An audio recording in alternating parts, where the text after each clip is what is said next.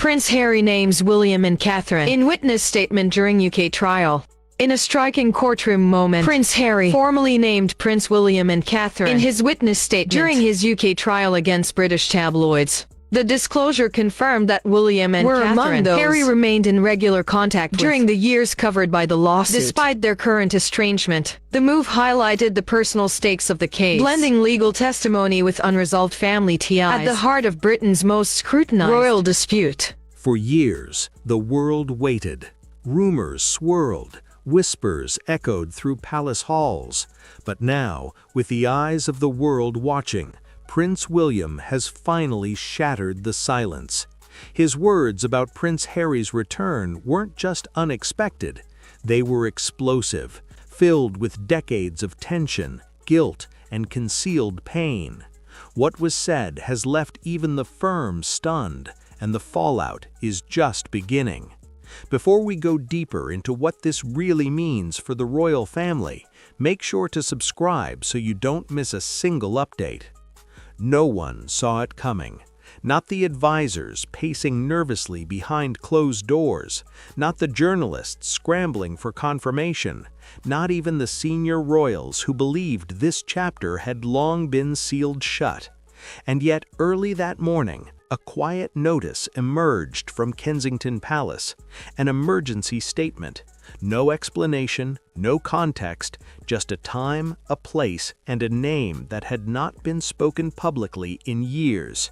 Within minutes, the palace gates were surrounded. Cameras lined the streets. Commentators filled the airwaves with frantic speculation. Some whispered reconciliation, others warned of scandal, but all agreed on one thing. Whatever Prince William was about to say, it was not routine. It was not ceremonial. It was personal. Inside the palace, aides moved with uncharacteristic urgency. Phones rang and rang again. Briefing notes were rewritten, then discarded. One senior staff member reportedly muttered that this will change everything before disappearing into the private wing. Something heavy was unfolding, something the institution itself seemed unprepared to contain. And then William appeared. His posture was rigid, his expression unreadable. Yet there was something unfamiliar in his eyes, a tension that betrayed years of restraint finally reaching their limit. This was not the composed heir delivering a polished message. This was a brother standing at the edge of a reckoning. When he began to speak, the room fell into silence. Gone was the usual diplomatic language. Gone were the carefully rehearsed phrases. Instead came words weighted with memory, with regret, with truths long buried beneath protocol. He spoke of fractures, of wounds that never healed, of a family divided not by distance, but by silence. Then came the moment that froze the world. Almost casually, yet with unmistakable gravity, William said it. Harry would return, not as a visitor, not as a guest, but as a figure once again stepping into the heart of the monarchy. And then, with a pause that felt deliberate, he added the condition that sent shockwaves through every newsroom on Earth. Under my terms. Gasps rippled through the room. Commentators stumbled over their words. Social media ignited instantly.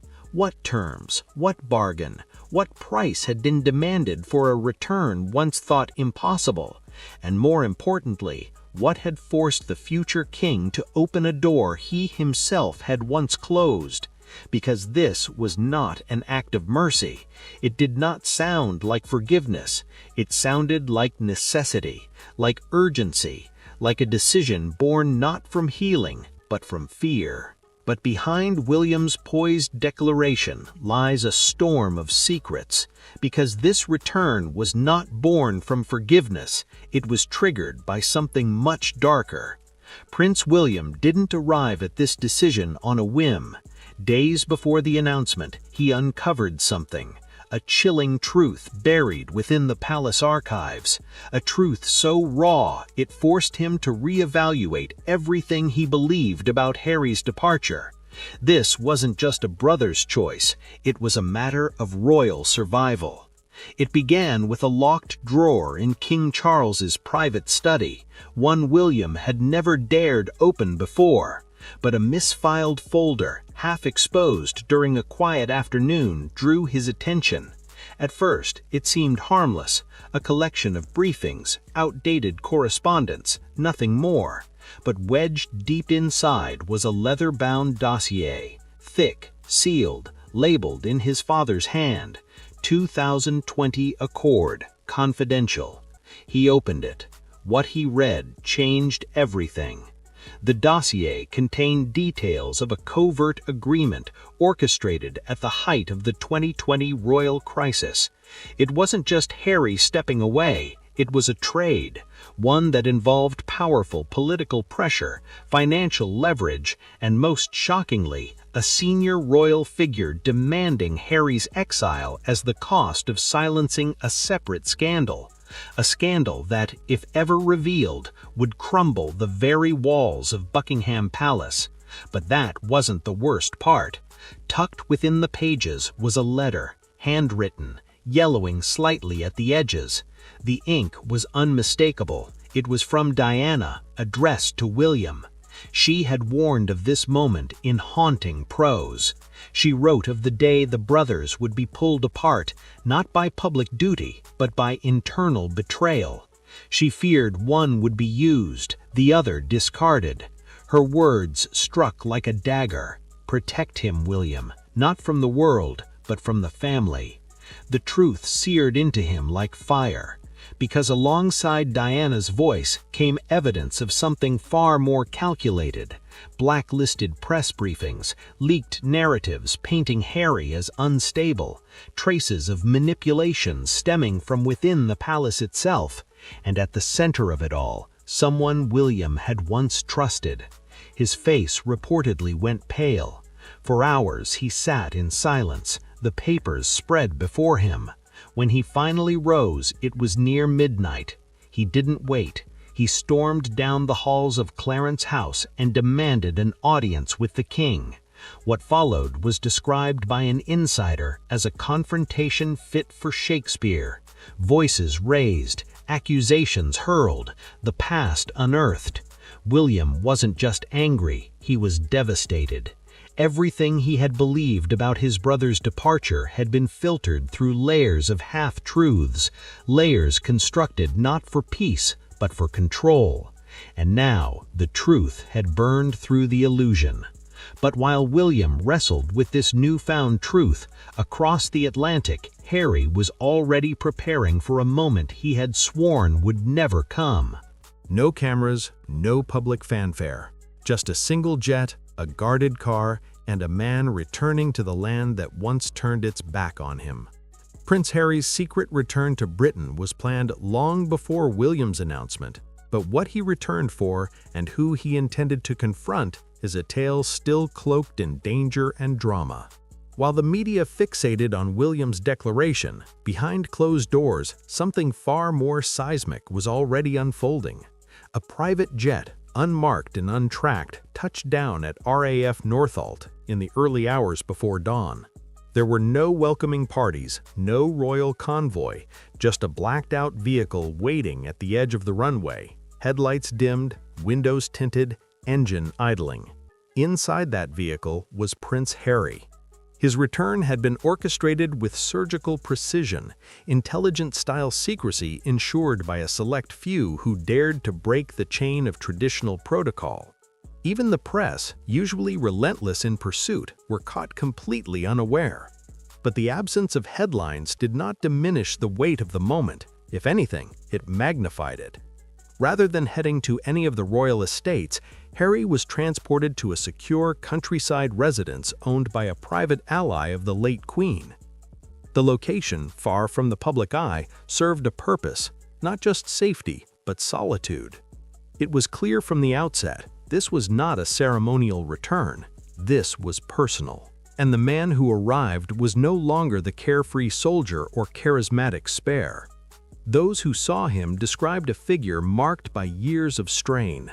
Tired, yes, but not defeated. His eyes, they said, carried the weight of exile, the fury of betrayal, and the ache of something unresolved. There was a calm to his movements, but also a tension, like a storm waiting for the right moment to rise. Meghan remained in California. Her absence spoke volumes.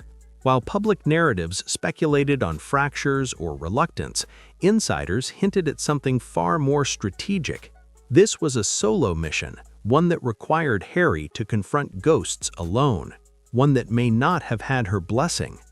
And in his solitude, he found an unlikely confidant.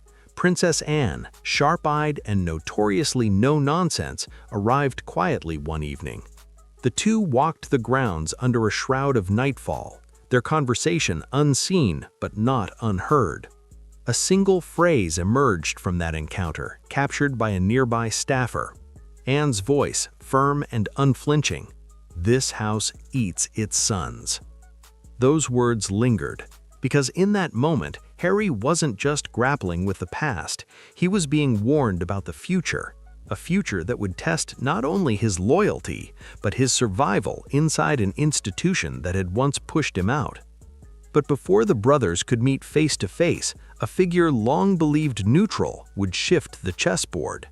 Catherine, Princess of Wales, had a message of her own. She watched them from the sidelines for years, two brothers spiraling further apart. But Catherine, Princess of Wales, has had enough. Her words to William weren't part of a strategy, they were a desperate plea, because she knows what this return will cost them all, and she fears it may destroy the crown from within. When William returned home after the confrontation with his father, it wasn't the press that followed, it was the silence between him and his wife. Catherine had been waiting, not with questions, but with the kind of knowing only time and observation can grant. She had seen it building for years, the distance, the bitterness, the way history echoed through the very walls of the palace, like it was trying to replay itself in real time. She didn't raise her voice, she didn't need to. Her words were clear, deliberate, and laced with pain. She asked William why he did it, why he made the announcement so publicly, why now, and more importantly, who was he doing it for? She referenced the years before Diana died, the chaos, the headlines, the sense of being hunted not by strangers, but by the very institution meant to protect them. Catherine wasn't guessing. She had studied every painful detail, seen the patterns re-emerge, and feared the same ghosts were now circling Harry and William. Then came the revelation William didn't expect. Catherine had been in contact with Harry all along. Quiet, infrequent, but deeply personal exchanges. Notes, emails, words of comfort. During moments when Harry felt the world had turned against him, William froze, shocked, not by the betrayal, but by the truth he'd never considered. Catherine had seen the cracks long before he admitted they were there.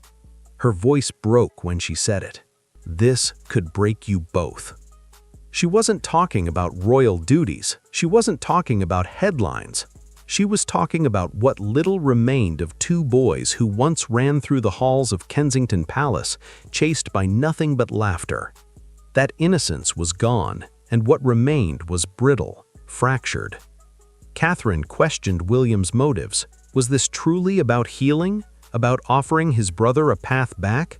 Or was it about vengeance, about control, about rewriting the story so William would emerge as the rightful victor, morally, emotionally, politically? The confrontation reached a breaking point. Tears were shed, not out of rage, but sorrow. The kind of sorrow that only comes when two people realize they're standing on opposite sides of something too big to name.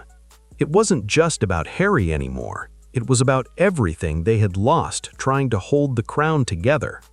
And in that quiet aftermath, as Catherine turned away with red-rimmed eyes, William stood motionless, haunted not by doubt, but by the weight of her warning. But as William debates his next step, someone unexpected reaches out to him, Charles III, and the king's proposition leaves William in stunned silence. Allow Harry's return in exchange for a devastating silence. This isn't about reconciliation, it's about protecting the monarchy's most dangerous secret. The message came discreetly summoned, not invited. William arrived at Clarence's house with suspicion already boiling in his chest. The confrontation with Catherine had left him emotionally raw, but the weight of what he'd found in that confidential dossier had shifted his entire perception of the institution he was born to defend. What he didn't expect, however, was that his father had been preparing a counterplay of his own. Charles was waiting, not as a grieving father desperate to mend broken bonds, but as a monarch calculating his next survival move. The conversation was short, the tone clipped. There was no small talk, only strategy. Charles didn't dance around the subject. He made it clear Harry's return was inevitable. Now William's announcement had seemed too, but what came next, the way the public understood it, could still be shaped or manipulated. Then Charles made the offer, one that stunned even William. A kingship, he said, a clear, uncontested path to the throne. No interference, no internal sabotage, no press leaks. Everything William had been subtly denied for years now handed to him on a silver plate. But only if he agreed to one condition: silence. Not just about the inner workings of the firm, but about something much bigger. Charles then revealed something William had never heard before: a tape. A recording made by Princess Diana just days before her death. It had never seen the light of day, never mentioned in any investigation, locked away in a private vault known only to Charles and one other. And the contents? A betrayal from someone within the royal circle, one that directly connected to Harry's eventual isolation and departure, one that, if released, would not just damage reputations, it would destroy legacies. William was stunned. The offer was brutal in its simplicity. Bury the truth, keep the crown. Expose it, and the monarchy may never recover. Charles was calm as he spoke, his voice eerily devoid of remorse. To him, this wasn't personal, it was preservation. But William saw it differently. He realized his father wasn't trying to protect the family, he was trying to protect a lie. And in doing so, he was willing to sacrifice the very idea of unity he claimed to defend. The moment struck deep. William wasn't just facing a decision about his brother, he was facing a test of his own future, his morality, and whether he would become the very thing he had promised never to be. He said nothing in that moment. No agreement, no refusal, just a long, piercing silence that left even the king uneasy. But as palace plots thicken, the moment of truth draws closer, because the public is about to witness a reunion years in the making, and nothing will ever be the same. The cameras weren't supposed to be there, but in an unscripted twist, William and Harry's first reunion is captured live, an unguarded moment that turns into a public meltdown. What the world witnesses is not just two brothers meeting, but a royal implosion years in the making. It happened on sacred ground, Windsor Chapel, a place stained with both tradition and memory. William had arrived early, reportedly for a private moment of reflection before a scheduled event, but what he didn't expect, what no one expected, was that Harry had chosen the very same hour to pay his respects, and neither of them knew the other was coming. A paparazzi crew stationed for a completely unrelated appearance spotted the second black vehicle pulling in. They were ready to capture a glimpse. What they got instead was history in motion. The two brothers locked eyes across the courtyard. At first, they stood still, no words, no movement, just a silence so thick the world seemed to stop breathing. And then William took a step forward. Harry didn't flinch, and suddenly the air cracked with tension. What began as a quiet, strained exchange quickly escalated. Voices raised, hands gestured. The kind of argument born not from days or weeks, but from years of suppressed fury. Harry's voice, caught on a long-lens microphone, trembled with pain. He accused William of complicity, of staying silent while the press tore him apart, while the palace fed the fire. "You knew," he said, "and you watched." William, visibly shaken, fired back with equal force. "You left," he spat, "before we could even protect you." It was no longer a disagreement. It was an eruption. Security moved in, unsure whether to intervene or stand down. The risk of physical confrontation was low, but the emotional volatility was undeniable.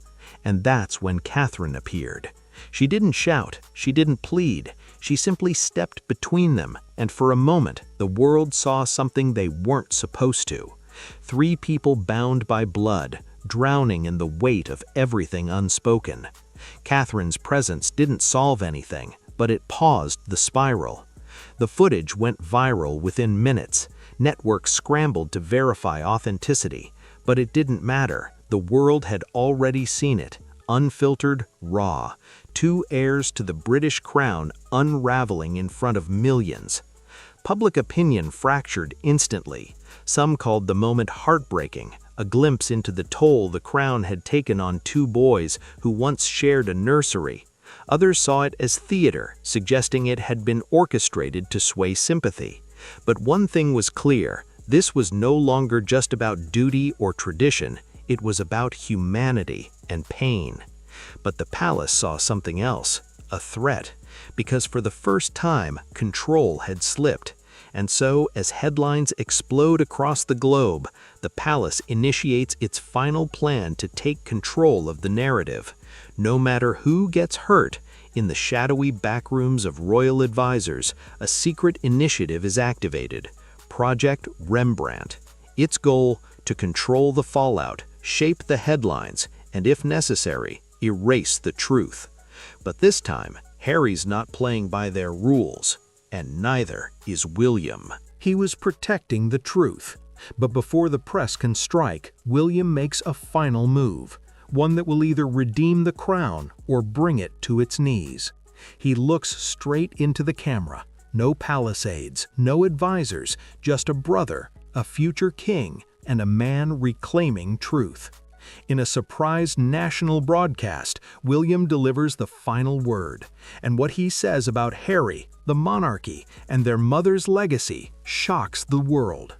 The palace was caught off guard. This wasn't planned. There were no press releases, no embargoed transcripts, no staged handshakes or curtain-draped interviews. Just William alone, speaking directly to a world that had grown exhausted by royal games. And for once, he wasn't speaking for the crown. He was speaking from his heart. His eyes were steady, but his voice carried the weight of years. He didn't flinch, he didn't deflect. He began by naming what few before him had dared: failure. The failure of the crown to protect one of its own, the failure of silence, the failure of pride.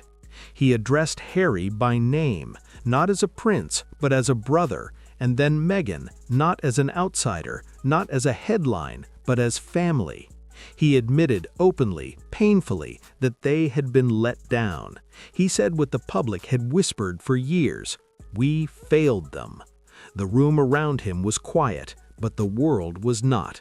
Phones buzzed, networks scrambled, and yet William continued unshaken.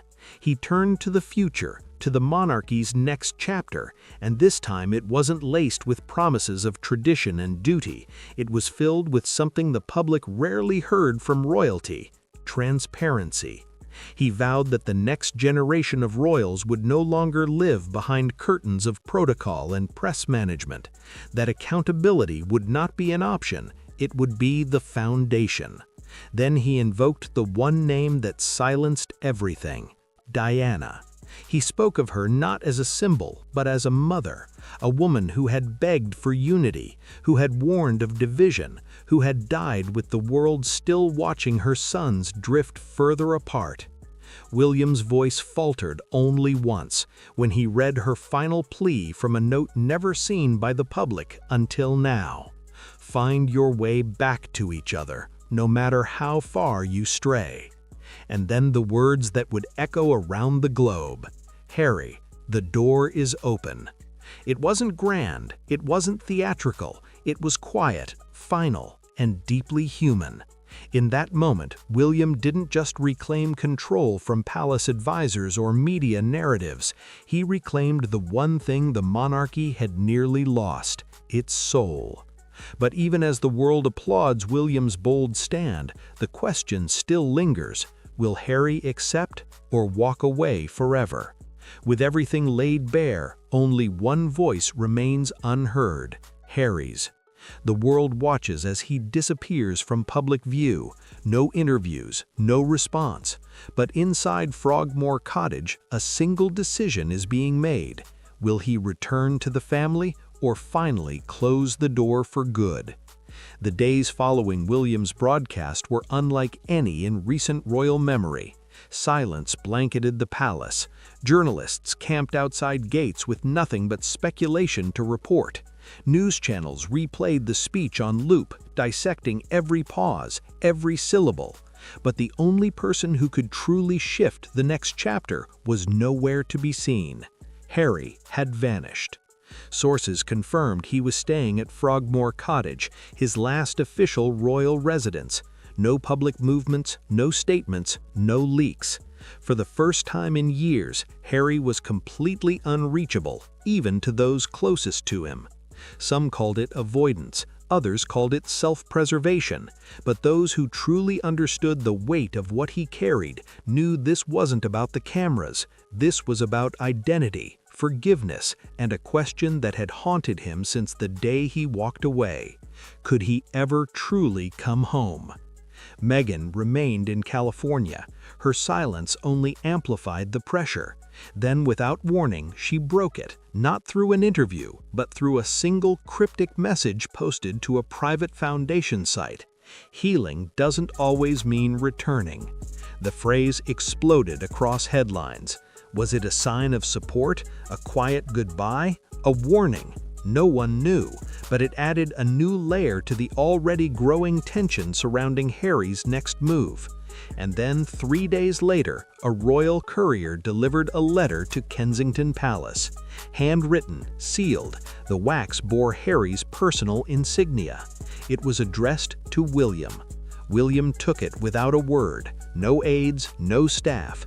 He disappeared into his private study and stayed there for nearly an hour. When he emerged, one witness described his expression as unreadable, except for his eyes, which were filled with tears. No one has seen the contents of that letter, no transcript, no confirmation, but something changed. Because the next morning, the palace released a photo, one so unexpected, so staggering, that it eclipsed even the drama of the days before. A family portrait. William, Catherine, and, standing beside them, Harry. No caption, no context, just the image.